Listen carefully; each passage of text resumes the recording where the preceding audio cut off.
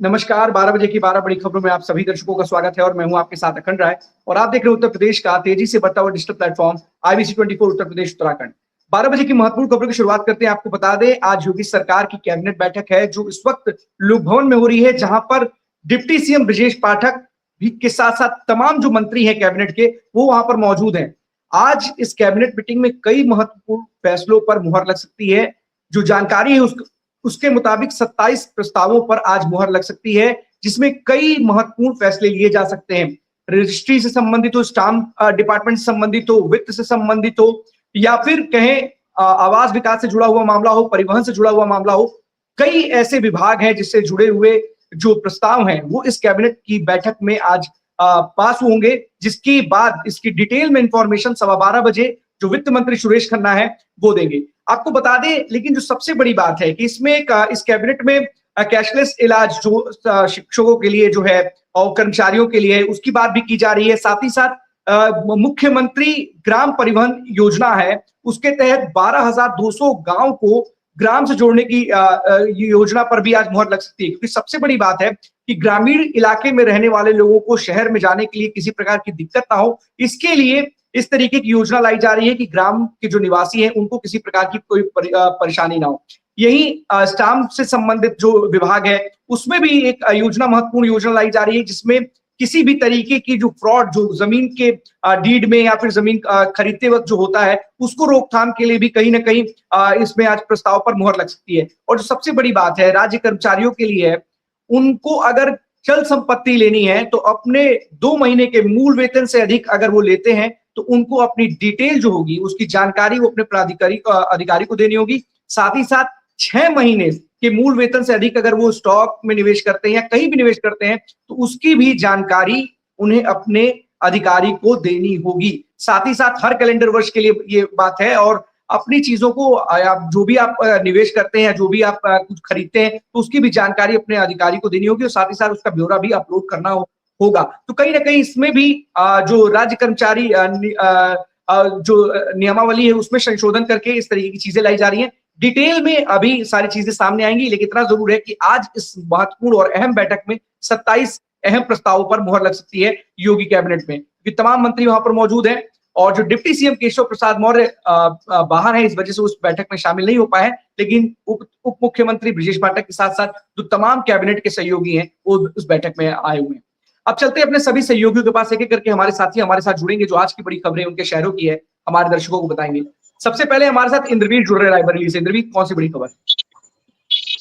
अगर देखिए, आज सुबह अगर बात करें तो जिस तरीके से मौसम ने करवट लिया है, ये हमको लगता है कि रायबरेली में नहीं, अलग अलग हर जगह पे ऐसा मौसम है। और इस मौसम को लेकर के कहीं ना कहीं चिंताएं भी है कि आखिर जिस तरीके से धूप और सारी चीजें देखने को मिल रही थी, अब मौसम में एक धुंधलापन है। ना ही ये धुंधलेपन का मौसम है, ना ही ये सर्दियों का मौसम है।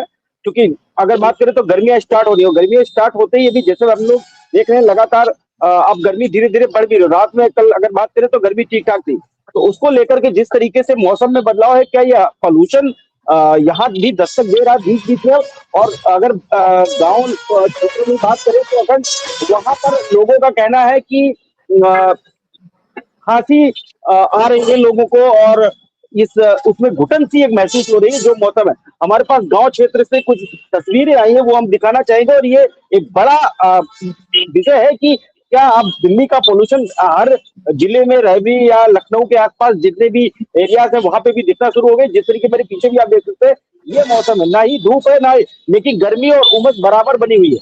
तस्वीर मैं दिखाना चाहूंगा, जो हमारे पास तस्वीरें आई हैं गांव क्षेत्र के, यहाँ से 3 से 4 किलोमीटर दूर रायबरेली की, मैं वो दिखाना चाहूंगा जी।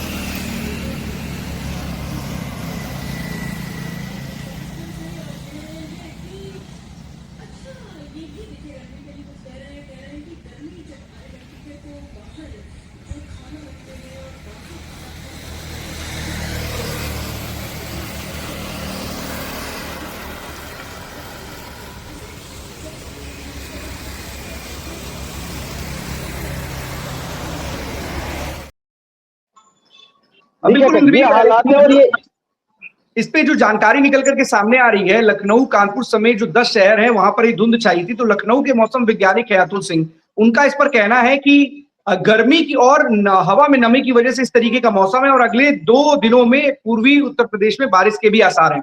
फिलहाल इस तरीके की बातें सामने आ रही है और रायबरेली, लखनऊ, कानपुर या ऐसे आसपास के जो 10 जिले थे जहां पर ये धुंध साफ तौर पर देखी जा रही थी और कहीं ना कहीं विजिबिलिटी का भी असर, जो आप बता रहे हैं, उसका विजिबिलिटी का भी असर साफ तौर पर दिखाई दे रहा है। और बिल्कुल अखंड, देखिए जिस तरीके से ये माहौल है, ये कहीं ना कहीं बीच में अब अगर यही रहा तो एक दहशत का भी माहौल होगा। लेकिन आपने जानकारी दी कि ये 2 दिन तक ऐसा हुआ था, बीच उत्तरी और पूर्वी में आपने बताया बारिश के लिए आसार है। तो ये तो उसकी बात कर रही है। अखंड, मैं अब्दार आपको छोटी सी और खबर बता दूं, कल हमने और आपने एक खबर दिखाई थी लाइव IBC 24 पर, सलाउद्दीन करके एक जो व्यक्ति गिरफ्तार किया गया था एसओजी के द्वारा, उसको गिरफ्तार कर जेल भेजा, न्यायिक अभिरक्षा में भेजा गया। माननीय न्यायालय ने उनको आज जमानत दी और जमानत में छूटने के बाद ऐसे अपराधी, और ये हिस्सी सीट इनके ऊपर लगभग 30 से 35 मुकदमे। और अखंड अगर बात करें तो ये जैसे ही जमानत मिली है, अब तो लोगों का ट्रेंडिंग शुरू हो गया है कि जेल के बाहर या कोर्ट के बाहर 10-20 गाड़ियां जाती हैं और उन गाड़ियों के काफिले में मालाएं होती हैं, फूल मालाएं होती हैं, उनका भव्य स्वागत किया जाता है और एक नारा दिया जाता है, फलाने फलाने हो गए, जेल के ताले टूट गए, फलाने फलाने छूट गए। तो अब देखिए अगर ये कहीं ना कहीं ये ट्रेंडिंग और इस ट्रेंडिंग की प्रक्रियाएं को मैं एकदम स्पष्टली कहना चाहूंगा, जो ट्रेंड बन रहा है, ऐसे माफिया जो बना रहे हैं, जो बदमाश बना रहे हैं, इस ट्रेंड को उत्तर प्रदेश सरकार को और उत्तर प्रदेश शासन को, उत्तर प्रदेश पुलिस को कहीं ना कहीं ये ट्रेंड को खत्म करना पड़ेगा। क्योंकि अब लोगों के दिमाग में ऐसी चीजों को लेकर के लोग फेसबुक पे या कहीं पे सोशल मीडिया पे गाली गलौज करते हैं, तो उसमें एक दूसरे दिन जवाब, चूंकि ये देखिए इसमें हम भी नहीं, ये माननीय न्यायालय का जो संविधान है उसके तहत जो धाराएं बनी है, जो चेंजेस हुए BNS के तहत, उसमें ये कार्रवाई देखने को मिल रही है और जल्दी जमानत मिल जाती है। लेकिन जो ये ट्रेंड बन रहा है, इस ट्रेंड के को कुछ ना कुछ करना पड़ेगा शासन प्रशासन को, और इसमें सोचना पड़ेगा। अन्यथा किसी दिन इस ट्रेंड के चक्कर में ही किसी जिले से एक ऐसी खबर आएगी, ट्रेंडिंग के चक्कर में, रील बनाने के चक्कर में, और ये माला और फलाने छूट गए, जेल से भैया छूट गए, ये नारा देने के चक्कर में कहीं किसी जेल के बाहर एक बड़ा हादसा देखने को मिलेगा अखंड। तो ये ट्रेंडिंग वाला फिर उन्होंने मुझ पे ताव दी है सलाउद्दीन ने, और जेल के बाहर जैसे छूटे हैं, निकलने के बाद रील बनवाई है, गाड़ियों के काफिला के साथ उनका स्वागत हुआ है और उन्होंने एक बार फिर से प्रशासन को चैलेंजिंग किया है इनडायरेक्ट वे में। जी अखंड। बिल्कुल इंद्रवीर, आपने बड़ी एक अहम खबर इसलिए बताई है क्योंकि ये एक चलन सा हो चला है, ये ट्रेंड बिल्कुल हो चला है कि एक अपराधी जब जेल से छूटता है तो उसका महिमा मंडन इस प्रकार से होता है जैसे मानो कोई साधु संत सन्यासी हो या कोई बहुत बड़ा एक्टर हो, कोई विश्व विजेता हो, या जो विश्व विजेता टीम थी मानो उनकी एंट्री हो रही हो और शहर से वो गुजर रहे हो, तो उस तरीके से उनका महिमा मंडन करते हुए लोग नजर आते हैं। लेकिन इन तस्वीरों के माध्यम से जो मैसेज जाता है समाज में, साफ तौर पर दर्शाता है कि एक अपराधी जो अभी जेल की सलाखों से छूट कर आया है, उसका किस तरीके से महिमा मंडन किया जाता है, कौन से नारों से उसको नवाजा जाता है। तो बिल्कुल सही बात है, प्रशासन को ऐसे मामलों का संज्ञान लेते हुए इनके खिलाफ कोई ना कोई कठोर कार्रवाई जरूर करनी चाहिए, क्योंकि ऐसे अपराधी अगर इसी तरीके से सड़कों पर इस तरीके के नारों के साथ लंबे लंबे काफिलों के साथ गुजरेंगे तो लोगों को लगेगा कि यही हमारे रोल मॉडल है। अपराधी बन जाओगे तो इस तरीके की स्थितियां होंगी, आराम से रोड पे घूमेंगे, आराम से इस तरीके का हमारा महिमा मंडन होगा और इस तरीके के जुलूस के साथ हम निकलेंगे और अपनी मूंछों पर ताव भी देंगे। फिलहाल ऐसी तस्वीरें बहुत आम हो चुकी हैं और इस तरीके से ट्रेंड भी बहुत आम हो चुका है जो सोशल मीडिया पर देखा गया है कि सलाखों से छूटने के बाद कोई बड़े से बड़ा अपराधी हो, कोई 1 साल बाद छूटे, 2 साल बाद छूटे, 1 दिन बाद छूटे, उसका इस तरीके से भव्य स्वागत किया जाता है जैसे मानो कोई कहीं इन्होंने कोई विश्व विजेता रहे हो या किसी टीम के सदस्य रहे हो जिसने विश्व कप जीता हो, बहुत सारे ऐसे लोग हो।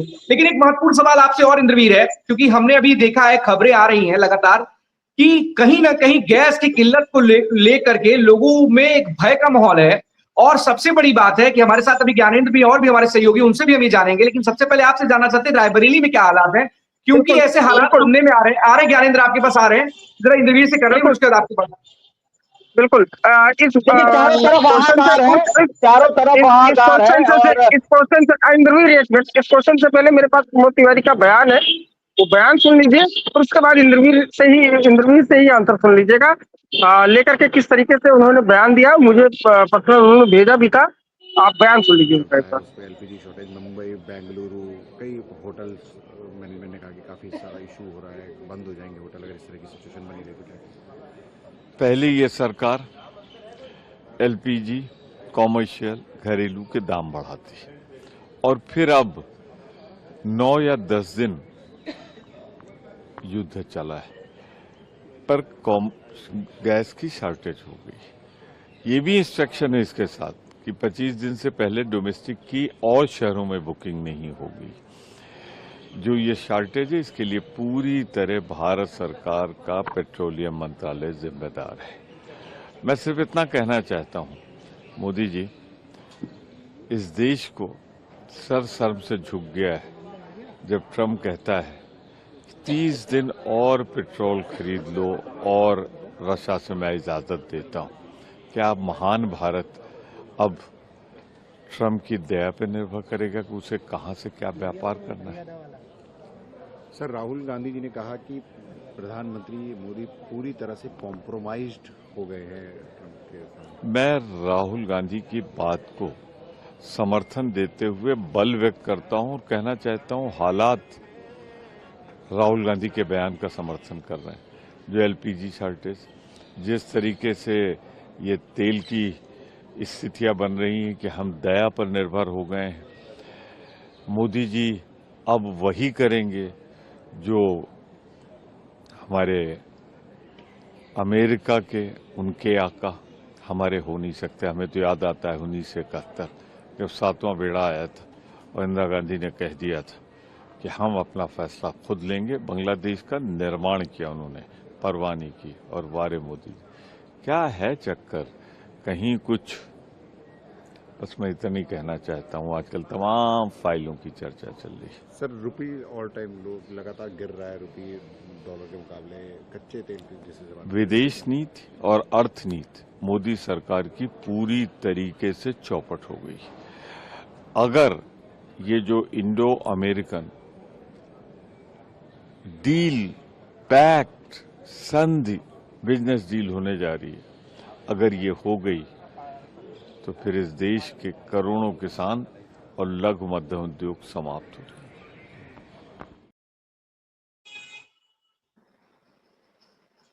आगे कि पहले इंद्रवीर आपके बात आएंगे। बिल्कुल बताइए। जिस तरीके से आपने सवाल पूछा, ये राजनेता है और राजनेताओं की जो, अगर मैं एग्जैक्टली बात करूं रोटी, तो वो रोटी जो सेकी जाती है वो गरीब के तावे पे ही ये राजनेता अपनी रोटी सेकते हैं।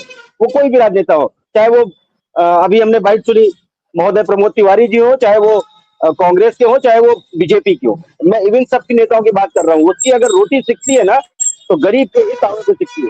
आज अमेरिका, इजराइल, ईरान और उसके साथ साथ 11 देश एक महायुद्ध के उसमें जूझ रहे हैं और उसका इम्पैक्ट अब हर देशों में देखने को मिल रहा है। शायद आने वाले समय में अफवाहें हैं, लेकिन शायद ये अफवाहें सही वाकई में तब्दील भी हो सकती है। पेट्रोल को लेकर कच्चा तेल $100 के ऊपर चला गया। तो ये तमाम सारी चीजों को देखते हुए जिस तरीके से ये नेता अपनी बात कर रहे हैं ना, ये नेता अखंड, हमने और आपने और ज्ञानेंद्र भाई ने, हमारे जितने, खासकर हमारे साथ पैनल पे भी जितने सीनियर हैं, हमने आपने देखा एक ही कैंटीन से एक ही जगह बैठ के साथ चाय पीते हैं और चाय की चेस करते हैं। हमने सबने कवर किया है। कमर्शियल सिलेंडर को लेकर के जो हाहाकार है, देखिए अखंड हाहाकार है, चारों तरफ हाहाकार है। जो सिलेंडर पहले आसानी से मिल जाते थे, अब वो सिलेंडर पे बाकायदे आप जाइए, अपना पहले तो KYC करवाइए और उसके बाद 3 से 4 दिन बाद, और वो भी सिलेंडर के जो दाम बढ़े उसको लेकर के। लेकिन अभी भी जो सिलेंडर मिलना चाहिए आसानी से वो नहीं मिल रहा है, तो उसको लेकर के LPG सिलेंडर में हाहाकार चारों तरफ देखने को मिल रहा है। बिल्कुल इंद्रवीर, जरा अपडेट ये भी लीजिएगा, अभी आप थोड़ी देर बाद की, क्या कमर्शियल सिलेंडर्स को लेकर के जो होटल संचालक हैं या फिर रेस्टोरेंट चला रहे हैं या फिर ढाबे वाले हैं, क्या उनके लिए आपूर्ति सामान्य है या फिर किसी तरीके की अघोषित रोक की बात कही गई है? उनको आपूर्ति में किसी तरीके की परेशानी हो रही है? इस पे एक डिटेल स्टोरी कीजिएगा, क्योंकि आज जो जानकारी निकल करके सामने आ रही है कि कहीं ना कहीं जो कमर्शियल सिलेंडर है उसकी अघोषित रोक की बात कही गई है। फिलहाल इसकी तस्वीर जरूर साफ होनी चाहिए, क्योंकि अगर ये अफवाह है तो इसका खंडन होना चाहिए। और लगातार जो जिला पूर्ति अधिकारी लखनऊ के, उन्होंने बोला है कि बिल्कुल ये पूरी अफवाह है, पर्याप्त मात्रा में हमारा स्टॉक है।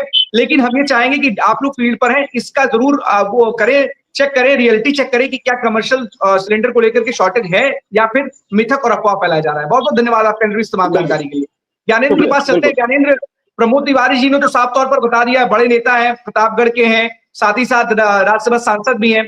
उन्होंने स्पष्ट क्लियर कर दिया है, मोदी सरकार पर हमला कर दिया है। लेकिन एक बात इंद्रवीर ने कही, उस बात को जोड़ना चाहिए कि जब पूरा विश्व का एक तरीके से मिडिल ईस्ट के साथ साथ अमेरिका इजराइल भी युद्ध में कहीं ना कहीं जूझे हुए हैं, उस समय जब इस तरीके के हालात पैदा हुए तो अमेरिका, इजराइल या फिर खाड़ी देश हो या फिर ईरान हो, तो भारत का तो असर, भारत में तो असर पड़ेगा ही पड़ेगा। ऐसा थोड़ा ना केवल भारत में पड़ेगा, बहुत सारे अगल बगल के देश है, सब में पड़ा है। पाकिस्तान में हाहाकार मचा हुआ है, वहां पे तो छुट्टियां भी हो गई हैं। लेकिन क्या खुद का आप डेवलप तो करते नहीं हो, हमारे पास ऐसी सारी व्यवस्था तो है नहीं, हम तो दूसरे पर निर्भर है। लेकिन फिर भी हम ये कहते हैं कि जमीनी हकीकत क्या है। आज प्रतापगढ़ की बात की जाए तो वहां पर सिलेंडर को लेकर के किस तरीके की चीजें? बिल्कुल जमीनी हकीकत से शुरुआत करूंगा, लेकिन कल एक चीज देखा गया था कि ईरान में 24 घंटे के लिए जो है इंटरनेट की सुविधाएं बंद कर दी गई थी। क्यों? क्योंकि जिस तरीके से अफवाहों का बाजार गर्म है। हाँ, ये सही है कि इजराइल और अमेरिका साथ में ईरान के ऊपर हमला कर रहे हैं और काफी देशों के ऊपर इफेक्ट पड़ रहा है। तो वही उसी में एक देश भी पड़ता है अपना भारत, और भारत में खासतौर पे शॉर्टेज लगातार बढ़ रहे हैं, चाहे जिस चीज की बात की जाए। और महंगाई का दौर लगातार बढ़ता चला जा रहा है, चाहे एलपीजी गैसों की बात करें, चाहे तेल पेट्रोलों की बात करें। ऐसे शॉर्टेज आ गए थे कि मैं आपको बता दूं कि शहर के बीचों बीच एक पेट्रोल टंकी थी, वहां पे तेल की शॉर्टेज आ गए थे। केवल और केवल वहां पे पेट्रोल मिलता है, तो उसने 2 दिन के लिए पेट्रोल टंकी बंद कर दी थी। एलपीजी गैसों की बात करें तो एलपीजी गैसेस खासतौर पर कॉमर्शियल गैसेस इस समय प्रतापगढ़ में उपलब्ध नहीं है, ये मैं आपको स्पष्ट रूप से बता दे रहा हूँ। लेकिन कहीं भी बात करें, किसी भी मिष्ठान भंडार, किसी भी प्रतिष्ठित संस्थान की बात करें, तो वहां एक तरीके से अगर उनको कॉमर्शियल सिलेंडर नहीं मिल रहे हैं तो साफ तौर पे वो घरेलू सिलेंडरों पर काम चला रहे हैं। तो जहां उनको 5 सिलेंडर की जरूरत होती थी, अब वो 10 सिलेंडर ले रहे हैं, चाहे उसको ब्लैक मार्केटिंग में ले रहे। आपने देखा होगा कि 7 से 8 स्टेट ऐसे हैं जिसमें एलपीजी गैसों में तकरीबन 60 रुपए की वृद्धि कर दी है। और असर किस पे पड़ रहा है? घरेलू सिलेंडरों पे जो बढ़ोतरी की गई है, असर किस पे पड़ रहा है? आम पब्लिक पे पड़ रहा है। ये तो हो गई एलपीजी, साथ ही साथ डीजल पेट्रोल अभी तो रेट नहीं बढ़े हैं, लेकिन रेट बढ़ने से ही पहले जो बड़े व्यापारी होते हैं, कानपुर, लखनऊ, प्रयागराज, बनारस, आपका बरेली, मुरादाबाद, मुजफ्फरनगर, मेरठ, यहाँ से जो सामान आते हैं वो ऑटोमेटिकली रेट बढ़ा दे रहे हैं। अब आपको किसी चीज में आपको खरीदारी करनी है, किसी कोई बर्तन की शॉप की हो, चाहे वो गन्ना का सामान हो, अगर कहीं से कोई सामान आ रहा है तो अगर वो चीज आज की डेट में 1 रुपए का है तो सीधे सीधे उसका रेट 1.5 रुपए दूसरे व्यापारी को दिया जा रहा है, और अगला व्यापारी सीधे तौर पे 2 रुपए में बेचने का काम कर रहा है। तो साफ तौर पे एक युद्ध तो छिड़ी हुई है, लेकिन एक युद्ध अब अपने देश में भी छिड़ गई है, वो है महंगाई का युद्ध। साफ तौर पे किसी के ऊपर इफेक्ट नहीं पड़ रहा, सरकार के ऊपर इफेक्ट नहीं पड़ रहा। उनके पास उनकी तनख्वाह आ रही है, जो राजनेता है, एमपी है, विधायक है, उनके पास 1 से 1.5 लाख रुपए की जो तनख्वाह आ रही है, उनके ऊपर कोई इफेक्ट नहीं पड़ रहा है। उनके लिए अधिकारी खड़े हैं, साफ तौर पे अगर उनको कोई शॉर्टेज होगी तो अधिकारियों को फोन कर देंगे। लेकिन अगर किसी को दिक्कत का सामना करना पड़ रहा है तो वो है आम जनता। जो जनता इनको चुन करके एक सदन में भेजती है, उस जनता के ऊपर आज की डेट में इफेक्ट पड़ रहा है। देखिए, साफ तौर पे रमजान का महीना है और साथ ही साथ लगन का भी पीरियड है, तो एलपीजी गैसों का सबसे ज्यादा जरूरत इस समय जो रोजेदार है उनको है, और उनके पास भी सिलेंडर की कमी है साफ तौर पे। और बिजली का बिल आप भी जानते हैं किस तरीके से आता है। इंडक्शन यूज करेंगे तो मीटर की रीडिंग इतनी तेजी से भागेगी, तब भी उनके जेब पे ही खर्च जाना है। साफ तौर पे अगर बात करें तो लगन का पीरियड है, जो भी बाप अपनी बेटी की शादी करता है, जो सिलेंडर उसको 1500, 1400, 1500 रुपए मिलता था, ब्लैक मार्केटिंग में भी उसको आज की डेट में कॉमर्शियल या घरेलू कोई भी हो, उसको कोई सिलेंडर मिल ही नहीं रहा है। बड़ी जद्दोजहद करनी पड़ रही है। और खास तौर पे पेट्रोल के लिए शहर की तो आधा से ज्यादा टंकियां बंद कर दी गई हैं, उनको तो पेट्रोल ही नहीं मिल रहा, ये स्थिति आ गई है। तो ईरान और इसराइल का जो जंग चल रहा है, खासतौर से भारत और खासतौर पे प्रतापगढ़ में, मैं तो घूम घूम के देख रहा हूँ, एक एक व्यापारी के पास बैठ के देख रहा हूँ कि किस तरीके से लोग माल, अगर कोई बाहरी बड़ा व्यापारी उनको माल भेजता है तो किस तरीके से रेट सीधे की सीधे हवा में बात करते हैं। जो पहले 500 रुपए था, आज की रेट में 2500 रुपए में मिलना शुरू हो गया है। और अभी से ही महंगाई का असर देखने को मिल रहा है। और अभी लगन, रमजान और लगातार मार्केटों में भीड़ है, लेकिन लोग क्या करें? उनको जो जिनका खर्च 1000 रुपए का था, आज की डेट में उनका 2 से 3000 रुपए का खर्च हो रहा है। तो महंगाई साफ तौर पे है, एलपीजी की शॉर्टेज है प्रतापगढ़ में, जहाँ 2 से 3 जो है गोदाम है, वहां पे भी शॉर्टेज हो चुकी है। तो प्रमोद तिवारी जी ने जो बातें कही है वो राजनीतिक हो सकती है, लेकिन शॉर्टेज है, ये सही है। अखंड बिल्कुल ज्ञानेंद्र, देखिए दिक्कत ये है कि जो चीजें हैं उसको मानना भी चाहिए और सबके सहयोग की भी आकांक्षा होनी चाहिए, क्योंकि देखिए ये संकट है, ये पूरे देश पे संकट है, इसमें सबको सोच करके चलना चाहिए और कम से कम इन जरूरत की चीजों में, बुनियादी चीजों पर राजनीति नहीं होनी चाहिए। फिलहाल सबका अपना अपना बयान है, वो किस तरीके से उसको प्रिडिक्ट करते हैं, बताते हैं, कोई फाइल की बात करते हैं, वो अलग विषय है। लेकिन इतना जरूर है कि हालात जो हैं वो कहीं ना कहीं क्राइसिस और पैनिक की तरफ जरूर बढ़ते चले जा रहे हैं और जो अफवाह है अब वो कहीं ना कहीं सच्चाई का रूप बदलती हुई नजर आ रही है। फिलहाल ज्ञानेंद्र नजर बनाए रखिएगा, कोई अपडेट आता है तो जरूर हमारे दर्शकों को दीजिएगा। बहुत बहुत धन्यवाद आपका ज्ञानेंद्र, तमाम जानकारी के लिए। अवनीश भी हमारे साथ जुड़े हुए कानपुर से, अवनीश से भी जानना चाहेंगे। अवनीश, देखिए ये जो संकट है बड़ा गहराया हुआ है और हर तरफ हाहाकार मचा है, जैसी तस्वीरें आ रही है लोग बता रहे हैं, लेकिन हमने अब जिला पूर्ति अधिकारी से बात की, हमने जो जानने की प्रयास किया तो उनके हिसाब से इस तरीके का कोई भी पैनिक नहीं है, हमारे उनके पास पर्याप्त मात्रा में स्टॉक है। कानपुर में क्या है हालात, क्या वहां पर भी लंबी लंबी कतारें लग रही है गैस एजेंसीज के बाहर, या फिर गैस एजेंसीज के जो मालिक है क्या उनको कंपनियों की तरफ से कोई निर्देश दिया गया है कि कमर्शियल सिलेंडर के जो उसको पूरी तरीके से क्या उसको रोक लगा दी गई? क्या जानकारी निकल करके सामने आ रही कानपुर से? देखिए बिल्कुल जिस तरीके से ज्ञानेंद्र ने बताया है कि लगातार जो है, क्योंकि ये जो समय चल रहा है वो शादी समारोह जो है लगातार चल रहे हैं और इस वक्त सबसे ज्यादा खपत है, क्योंकि त्योहार भी अभी निकला है, होली का पर्व। और कानपुर में तो जिस तरीके से आप सभी जानते हैं कि आज गंगा मेला का पर्व जो है मनाया जाता है। कानपुर ही एक ऐसी जगह है जहाँ पर गंगा मेला मनाया जाता है और भव्य रूप से मनाया जाता है। आजादी का एक समय था जहां पर जिस समय से लेकर के गंगा मेला का पर्व यहाँ मनाया जाता है। तो एक और ज्ञानेंद्र जिस तरीके से बता रहे हो कि कानपुर में बड़े बड़े व्यापारी हैं और यहाँ पर जो है कहीं ना कहीं ज्यादातर खपत जो है साफ तौर पर देखने को मिलती है। इस तरीके की जो भी चीजें हैं, आप पेट्रोल की बात कर लें, आप गैस की बात कर लें, आप एलपीजी की बात कर लें, आप सीएनजी की बात कर लें, तो कहीं ना कहीं ये सभी की जो कंजम्पशन है यहाँ पर ज्यादा देखने को मिलती है। तो फिलहाल जो है बहुत बड़ी कोई क्राइसिस टाइप का इस टाइप का जो है कानपुर में नहीं देखने को मिल रहा है, क्योंकि माहौल भी जो है अभी साफ तौर पर जो है गंगा मेला का है, तो लोग उस ओर ज्यादा जो है ध्यान दे रहे हैं। फिलहाल इस ओर जो है अभी इस तरीके की लाइनों का अगर दौर कहा जाए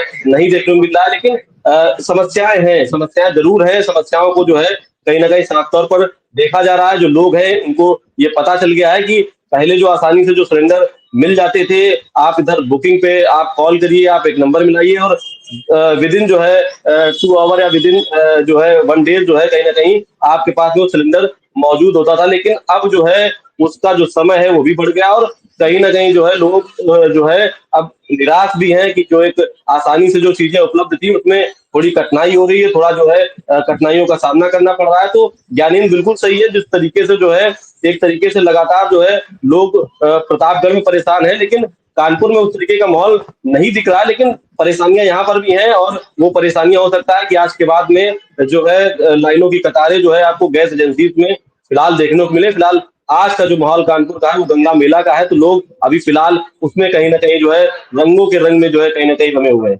अकल और इस एक सवाल ये भी है कि देखिए बहुत बड़ी बात है, ज्ञानेंद्र ने भी बताया इन सारी चीजों को, लेकिन एक बात मैंने जो सुनी, जो हमने बात की, तो उसमें पता चला, निकल करके सामने आए कि बहुत से लोग बेवजह भी बड़े परेशान है। उनके पास स्टॉक तो है, सिलेंडर है उनके पास, लेकिन वो होल्ड करना चाहते हैं कि ऐसा ना हो कि आगे चल करके इस तरीके की स्थितियां पैदा हो जाए, तो ज्यादा से ज्यादा सिलेंडर अपने पास रखना चाहते हैं, अपने रिश्तेदारों को दिलवाना चाहते हैं, या एक तरीके से पैनिक क्रिएट करना हो रहा है। इस तरीके का मामला जो हमने देखा भी है आमतौर पर।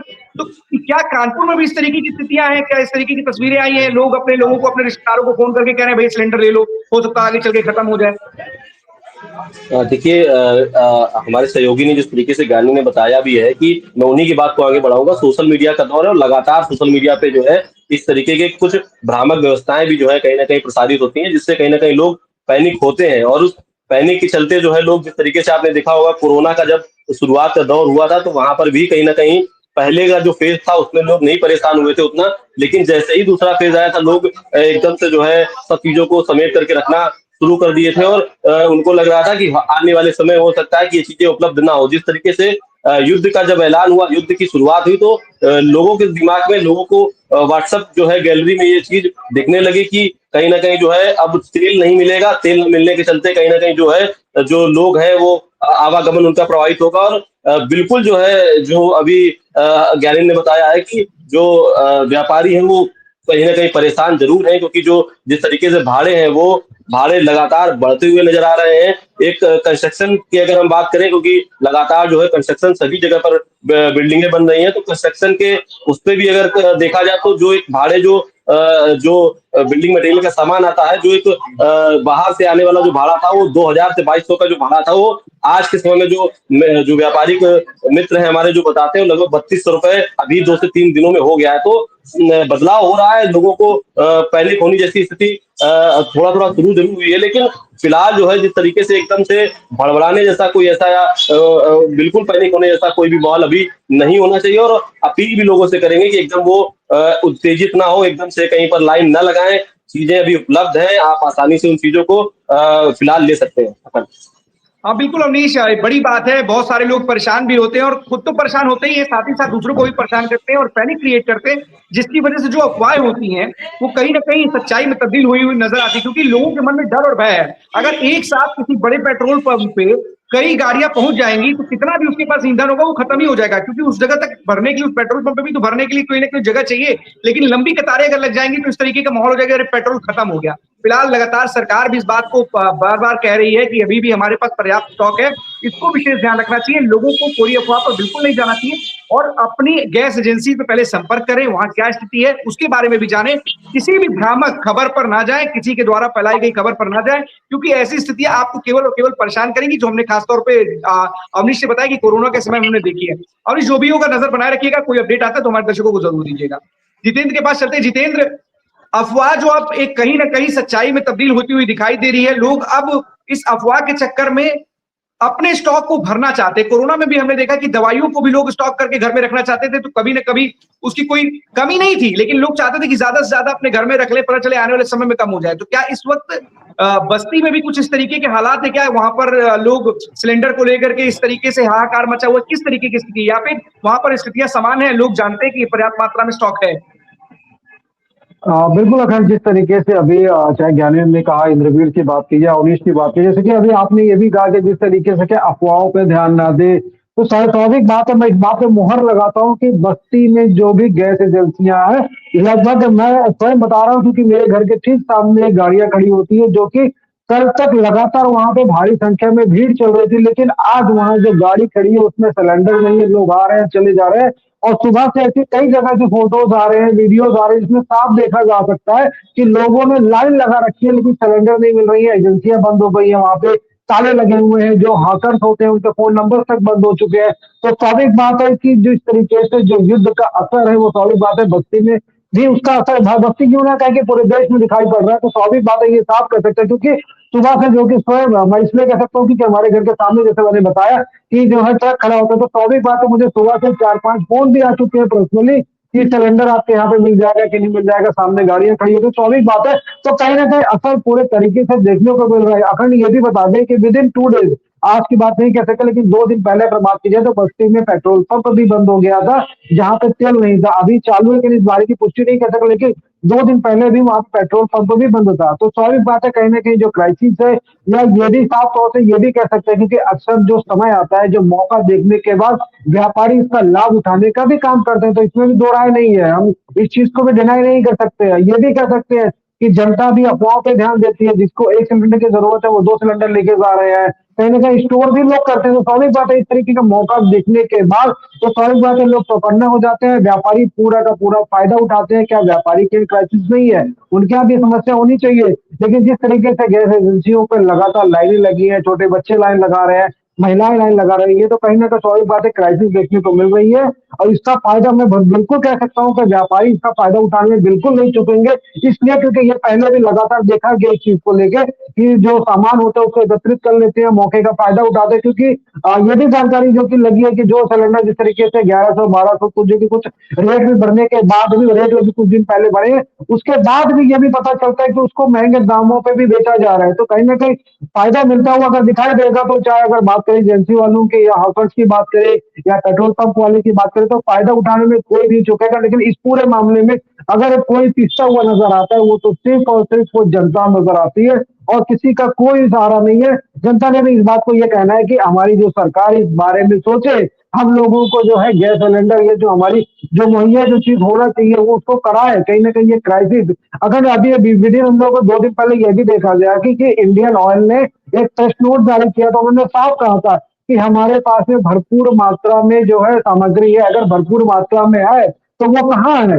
वो क्यों नहीं गाड़ियां पहुंच रही है? जहां बड़े बड़े ट्रक पहुंचते थे, आज वो छोटी छोटी गाड़ियां पहुंच रही है, वो क्यों वैसे पहुंच रही है? तो इसका मतलब है कहीं ना कहीं स्वाभाविक तरीके से यह कह सकते हैं कि हो सकता हो कि इसे जो है स्टोर करने की पूरी तैयारी चल रही है। अगर आपके पास है तो आप जनता तक उसे पहुंचाया करना।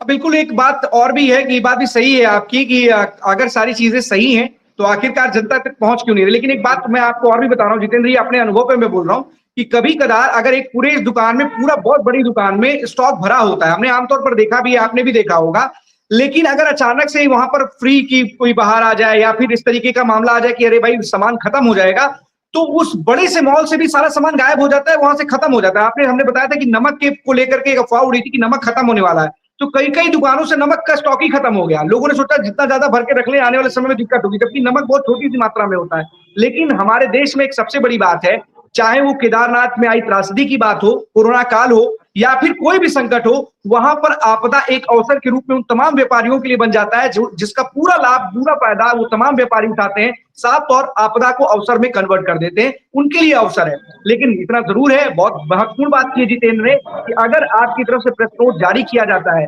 आपकी तरफ से आपूर्ति, जिला आपूर्ति अधिकारी की तरफ से कहा जाता है कि हमारे पास पर्याप्त आपूर्ति है, तो वो आपूर्ति इस तरीके की होनी चाहिए कि जिससे किसी के भी मन में किसी प्रकार का कोई संदेह ना हो। लेकिन इतना भी जरूर है कि आम जनता को भी समझना चाहिए कि अगर आपके पास स्टॉक ऑलरेडी पहले से है तो आप पैनिक क्रिएट ना करें और अपने घर में होल्ड ना करने के लिए कि अपने घर में हम इकट्ठा कर लें। कई बार होता है, हमने कोरोना में देखा था कि सिलेंडर की शॉर्टेज हो गई थी, लोगों ने अपने घर में पहले से एहतियातन सिलेंडर मंगा के रख लिया, ऑक्सीजन सिलेंडर थे ही नहीं मार्केट में, क्योंकि जरूरत पड़े ना पड़े तो जरूरतमंद लोगों तक पहुंचे स्टॉक। इसका भी हमें विशेष ध्यान रखना चाहिए। लेकिन इतना जरूर है, जितेंद्र ने बहुत अच्छी बात कही है कि अगर पर्याप्त मात्रा में आपूर्ति है तो क्यों इस तरीके से चीजें या इस तरीके की तस्वीरें सामने आ रही हैं, लोग इस तरीके से परेशान क्यों है, इस पर विशेष ध्यान देने की जरूरत है। जितेंद्र, जो भी होगा अपडेट हमारे दर्शकों को जरूर दीजिएगा और क्या आगे की तस्वीर है उसको भी क्लियर कीजिएगा। बहुत बहुत धन्यवाद आपका। सरफराज हमारे साथ बने हुए हैं बहराइच से। सरफराज, कौन सी बड़ी खबर है? तो सरफराज, आप लोग देखते हैं सभी लोग। बताइए। जयखंड जी, आपको बता दें, जैसे आप देखे हैं कि युद्ध जो चल रहा है, इसकी वजह से जो मतलब गैस है और रसोइयां हैं और खाने पीने को जो सामान है सब कुछ महंगा होता चला जा रहा है। और आपको बता दें, कुछ दिन पहले जो मसाला वसाला ये जो होता है, गुटखा पान मसाला, सिगरेट वगैरह, सबसे पहले तो इसके ऊपर मार पड़ी, जो महंगा हुआ। जबकि जो छोटे रिटेलर होते हैं ये अपने पास तो इकट्ठा करके जो रखते हैं, इस वजह से दाम बढ़ाते हैं। तो मुझे भी लगता है कि जो गैस के दाम बढ़ रहे हैं, ये जो छोटे छोटे रिटेलर है, एजेंसी लिए हुए हैं, ये अपने वहाँ डम करके रखते हैं। जबकि आपने सुना होगा कई अधिकारियों का भी जो है सोशल मीडिया पे जो इंटरव्यू आया वगैरह, जो लोग कह रहे हैं कि नहीं अभी गैस कोई महंगी नहीं हुई है, नहीं बढ़ा, लेकिन जो लोग अफवाहों के चक्कर में पड़ रहे हैं, जो दाम बता रहे हैं कि बढ़ गया, लेकिन ऐसा अभी बहराइच में देखने को नहीं मिला है। हाँ, एक चीज देखने को मिला है कि जो पहले हम लोग 21 दिन में जो हम लोग 15 दिन में जो हम लोग गैस पा जाते थे, वो अब 21 दिन से क्या 25 दिन में अब गैस मिलेगी।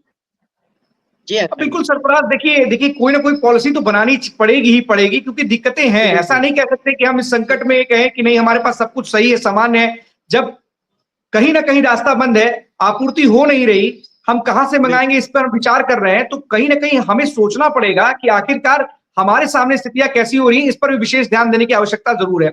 लेकिन आपने एक बड़ी सुखद बात की है, क्योंकि हमने तमाम लोगों को सुना, चाहे कानपुर में भी अब इस तरह की स्थिति नहीं आई, रायबरेली में भी स्टॉक कम है, लेकिन जितेंद्र और प्रतापगढ़ में जिस तरीके से बताया है ज्ञानेंद्र ने कि वहां पर इस तरीके क्राइसिस जरूर देखने को मिला है, लेकिन बहराइच में इस तरीके की अगर क्राइसिस वाली स्थिति नहीं है तो अपने आप में अच्छी बात है। और बहुत बड़ी बात आपने भी कही कि डंप लोग करते हैं, जितने भी रिटेलर्स हैं, छोटे छोटे एजेंसीज वाले हैं, ये रिटेलर करते हैं और बिल्कुल ये आपदा को अवसर में कन्वर्ट करते हैं। ये आपदा आई है, इसको अवसर में कन्वर्ट कर दिया जाए और कन्वर्ट करने के बाद अपना लाभ अपने पास रख लिया जाए। फिलहाल सरफराज अभी बात करेगा, अगर हो सकेगा तो वहां जिला पूर्ति अधिकारी से बात करेगा और इस पर उनका क्लैरिफिकेशन जरूर लीजिएगा कि क्या इस तरीके की स्थितियां हैं कमर्शियल सिलेंडर को लेकर के, और अगर हम रेजिडेंशियल सिलेंडर की बात करें, घरेलू सिलेंडर की बात करें, तो उस पर किस तरीके का असर है? क्या इस तरीके का, क्या दोनों के लिए अलग अलग पैमाने बनाए गए हैं, या क्या जो कमर्शियल सिलेंडर है उस पर कोई अस्थायी रोक की बात सामने आ रही है? इसको लेकर के जरा उनका स्पष्टीकरण और उनका क्लैरिफिकेशन जरूर लीजिएगा। बहुत बहुत धन्यवाद सरफराज इस तमाम जानकारी के लिए। आप इमरान हमारे साथ बने हुए बिजनौर से। इमरान जुड़ते हैं तो हम आपको एक और खबर बताएंगे, लेकिन आपको बता दें कि जो 7 मार्च से काशी से शंकराचार्य स्वामी अभिमुक्तेश्वरानंद सरस्वती जो यात्रा लेकर के निकले थे, आज रात वो लखनऊ में प्रवेश करेगी। कई जिले होते हुए सुल्तानपुर, रायबरेली, उन्नाव, बछरावा, सीतापुर, नैमिष से यहाँ पर अब लखनऊ में प्रवेश करेगी और आज रात प्रवेश कर जाएगी। इससे पहले यहाँ पर जो कार्यक्रम स्थल था, जिसका समापन जब होना है कल 11 तारीख को, मतलब कल उस कार्यक्रम स्थल पर पहुंचना था, तो उसके लिए अनुमति मांगी गई थी प्रशासन से, जिसकी अनुमति मिल गई है, लेकिन ये सशर्त अनुमति मिली है और 26 शर्तों के साथ इस अनुमति को दिया गया है। साफ तौर पर इसमें कई बातें कही गई हैं कि कोविड काल में जिस तरीके का जो रूल्स होते थे उसको फॉलो किया जाएगा, साथ ही साथ जाति धर्म आधारित कोई भी बयान नहीं चलेगा, ना ही कोई भड़काऊ भाषण होगा, और अगर वहां पर किसी प्रकार की कोई दिक्कत होगी तो उसकी जिम्मेदारी वहां पर जो आयोजकों की होगी। तो पहले खबरें निकल करके सामने आ रही थी कि इसके लिए परमिशन नहीं मिलने वाली, लेकिन इतना जरूर है कि 26 शर्तों के साथ परमिशन दे दी गई है। तो तमाम जिम्मेदारी हो, चाहे वो वाहन की पार्किंग को लेकर के हो, लाउड स्पीकर को लेकर के हो कि रात 10 बजे से सुबह 6 बजे तक लाउड स्पीकर के प्रयोग पर भी पाबंदी रहेगी। तमाम जो पाबंदियां हैं, 26 शर्तें हैं, सशर्त उनको परमिशन मिल गई है और कहीं ना कहीं आज रात उनकी जो यात्रा है शंकराचार्य की, वो यहाँ पर पहुंचेगी। और इससे पहले उन्होंने बोला भी है कि कुछ लोग हैं, उन्होंने साफ तौर पे आरोप आशुतोष महाराज पर ही लगाए हैं, वो चाहते कि यात्रा ना हो, क्योंकि वो ही नहीं चाहते कि गौ की रक्षा हो सके, और खुद जो इस सारे कामों में लिप्त है वो नहीं चाहते कि इस तरीके की यात्रा हो सके। तो तमाम दोनों पहलू हैं। फिलहाल देखना होगा कि किस तरीके से ये यात्रा का जो लखनऊ पहुंचने वाली है, जिसकी परमिशन मिल चुकी है, इस पर स्वामी अभिमुक्तेश्वर सरस्वती क्या बोलते हैं और कार्यक्रम में क्या चीजें निकल करके सामने आती हैं। हमारे साथ इमरान बने हुए बिजनौर से। इमरान, कौन सी बड़ी खबर है? देखिए, अगर मैं आपको बता दूं, बिजनौर में जो है एक बार बाबा का बुलडोजर फिर से गरजा है और लगभग 16 से ज्यादा जो अवैध कॉलोनियां थी उन पर जो है एसडीएम सदर और तहसीलदार के अगुवाई में जो है एक टीम गठित की गई थी और जिन्होंने जाकर के इन कॉलोनियों पर जो है बुलडोजर चलाया। लेकिन देखने की बात यह है कि इस पूरी कार्रवाई में जो है खालिद और तालिब जो 2 भाई हैं, जिन्होंने अब से कुछ टाइम पहले चर्चाओं में आए थे, दोनों भाई जो है एक भारतीय जनता पार्टी के युवा वाहिनी के जिला अध्यक्ष के ऊपर हाथ उठाया था, उसको लेकर के इनके ऊपर कार्रवाई हुई थी और तब से लेकर अब तक इनके ऊपर बार-बार कार्रवाई हो रही है समय-समय पर। और इसी को देखते हुए अब फिर से जो है कहा यह जा रहा है कि तालिब और खालिद की वजह से ही ये कार्रवाई की गई है। और कहीं ना कहीं देखने की बात यह है कि इनके चक्कर में आकर के और जो आसपास की कॉलोनियां थी उन पे भी बाबा का बुलडोजर चलाया गया है। जी अखिल।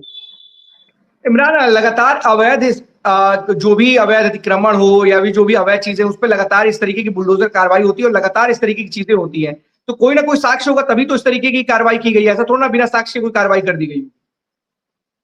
बिल्कुल अखंड, साक्ष्य की बात करें तो साक्ष्य ये जो तालिब और खालिद है, ये दोनों ही भाई योगी स्टोन क्रेशर से लेकर आरा मशीन से लेकर पिछले समय में जो है इन पे सब पे कार्रवाई हुई थी और प्रशासन की जो है सब पे सील कर दी गई थी प्रशासन ने।